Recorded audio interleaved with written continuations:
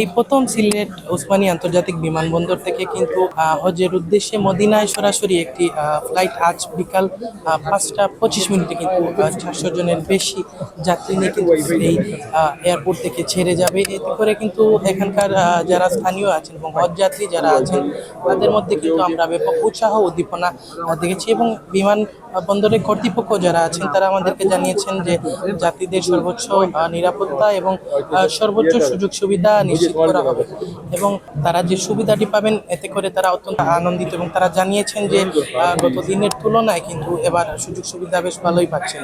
সব ঠিক থাকলে কিন্তু আজকেই বিকাল 5টা 25 মিনিটে কিন্তু এই ফ্লাইটটি ছেড়ে যাওয়ার কথা রয়েছে। আমরা আগে তো এরকম সিলেট থেকে ডাইরেক্ট মদিনা যাওয়া আসিল না, এখন বর্তমান সরকারের সহযোগিতায় আলহামদুলিল্লাহ সুবর্ণ সুযোগ হয়েছে। আমরা অনেক কষ্ট লাঘব হয়েছে, এর লাগে আমরা কৃতজ্ঞ। আর আমরা সবাই লাগি দোয়া করি, আর আপনারাও আমরা লাগি দোয়া করবা। আগে তো আমরা ঢাকা যাইতাম, বাই রুটে যাইতাম, অনেক কষ্ট হইতো, অথবা ডোমেস্টিক ফ্লাইটে যাইতাম, আমাদের সময় লস হতো। এখন আমরা সরাসরি সিলেট থেকে মদিনা শরীফ যাইতে পারতেছি।